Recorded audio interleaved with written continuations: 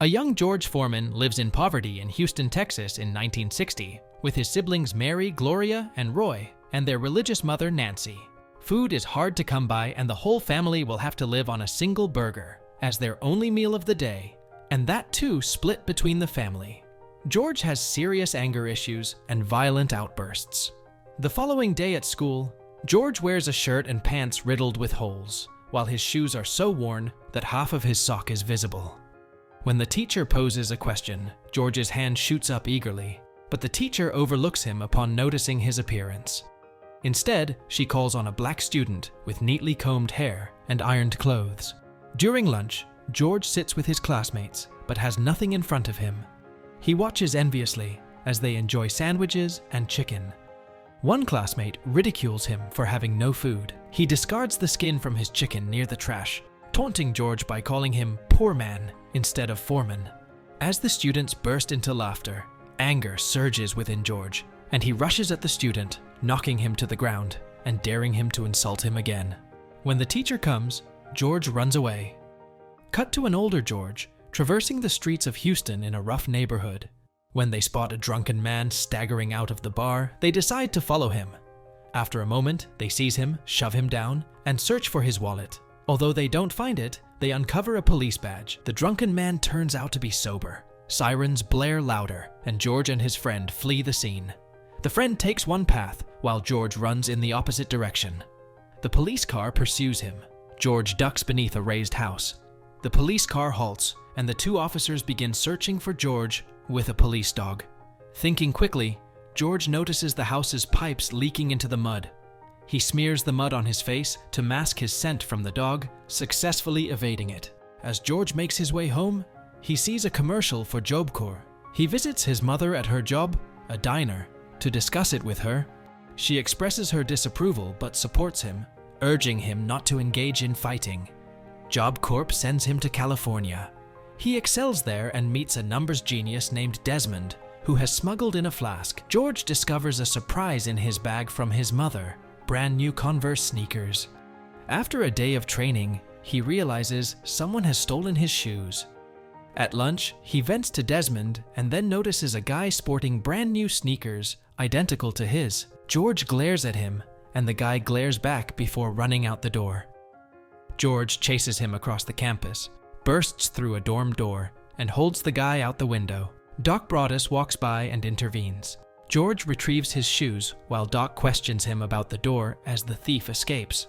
Doc drives George away, presenting him with two choices: jail or go home. George pleads not to be expelled. Doc considers taking him to the train station.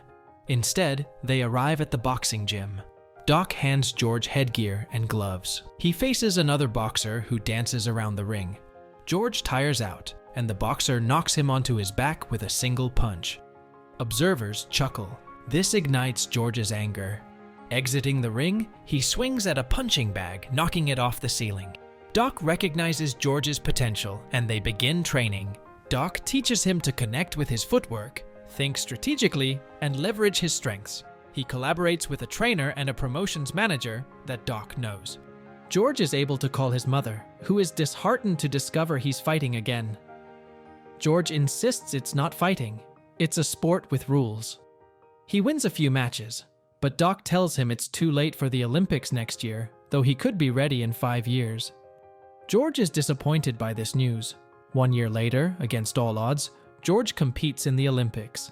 He faces off against Russian fighter Jonas Sepulus and secures the gold medal. The crowd chants, "Foreman! Foreman!" George feels triumphant. He's handed a small American flag, which he waves.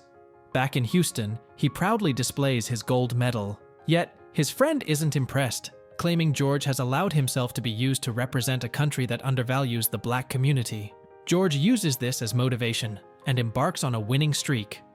At the train station, he meets Paula, and they begin dating and eventually marry.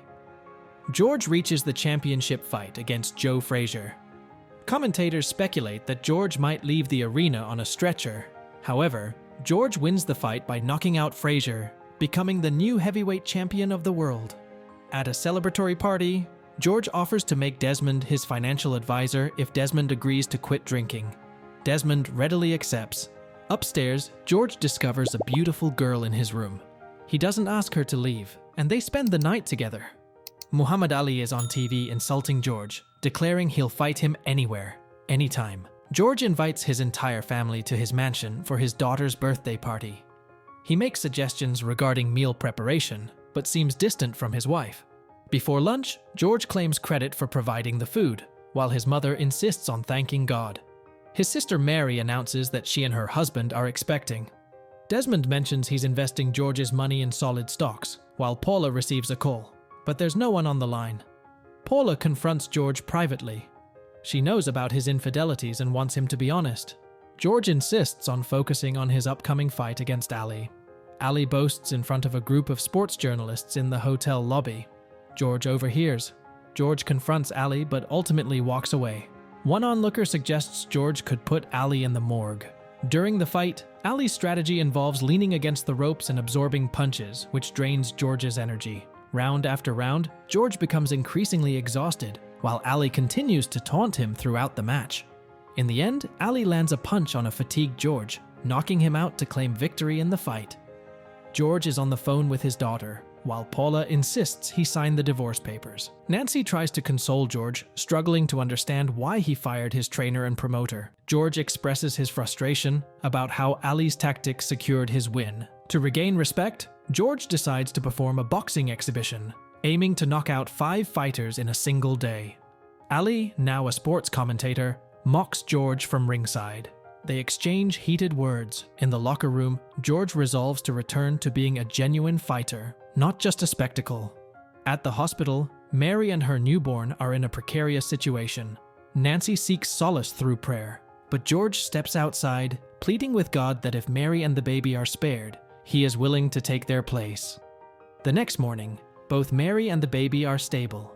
They name the baby George. George's upcoming match is against Jimmy Young. Although he inflicts significant damage, he fails to deliver a decisive blow. He suffers a knockdown in the 12th round, ultimately losing by unanimous decision. In the locker room, George begins to hear disembodied voices. He collapses, hitting his head, and pleads with God to let him live. When he regains consciousness, he sees everyone gathered around him. Ignoring their protests, he leaps up, shouting, "Hallelujah," while spraying shower water over himself. He delivers a sermon at church, declaring his love for boxing, but stating that he will now dedicate his life to God. He spots a young woman in the crowd, Mary. Doc tries to persuade him to re-enter the ring, but George insists he's finished fighting. He visits Ali's mansion, but instead of requesting a rematch, which Ali anticipates, he seeks Ali's forgiveness. Ali, in his trademark sarcastic style, teases George, but they part ways as friends, united in mutual respect. George seeks forgiveness from Paula, promising to be there for their children. He begins preaching on a street corner, facing hecklers who urge him to return to the ring, but George vows to die before he steps back into the boxing world. He takes Mary out for lunch, and she's impressed by his transformation. He shows her a dilapidated church he wishes to renovate, marking the start of his journey as an ordained minister. 7 years later, a grandmother approaches him, asking for help for her grandson, who has gotten involved in trouble on the streets. She wants George to teach him boxing, but George firmly believes boxing isn't the solution. Later, he learns that the young man has been arrested for burglary. Reflecting on their missed opportunity, George realizes he could have made a difference had he engaged with him more meaningfully. George meets Desmond at a rundown gym located on a street corner. He plans to transform it into a youth center, providing a positive outlet for young people. The youth center becomes a community success, and George feels fulfilled knowing he is making a difference.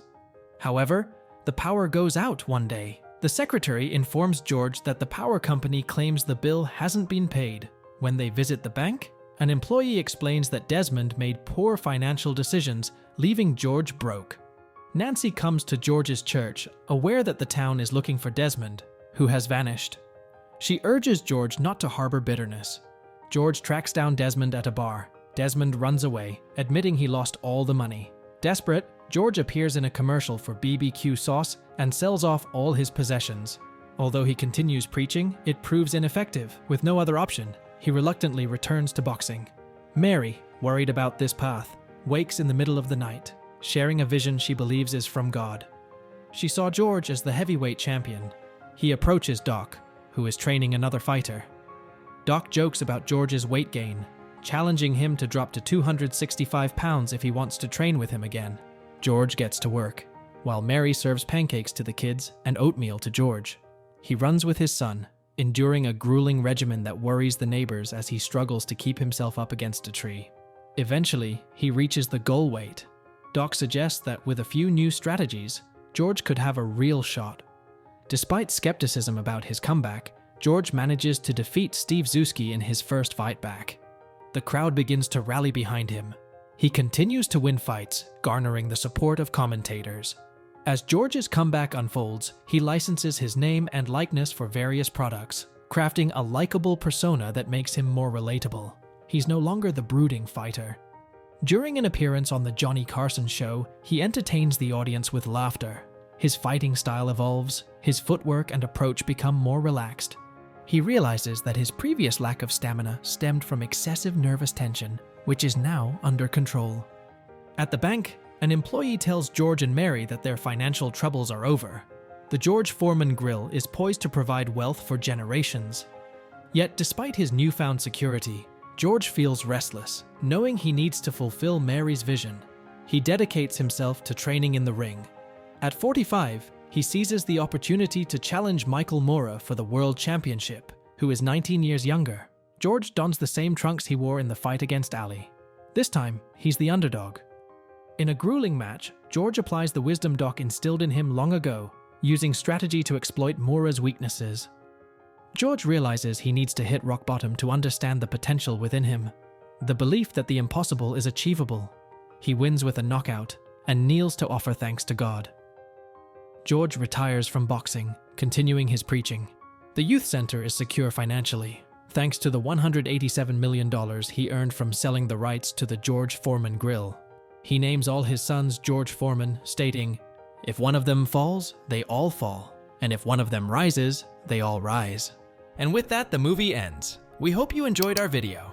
Watch the next recaps on the screen, and don't forget to subscribe for more amazing recaps. See you in the next one.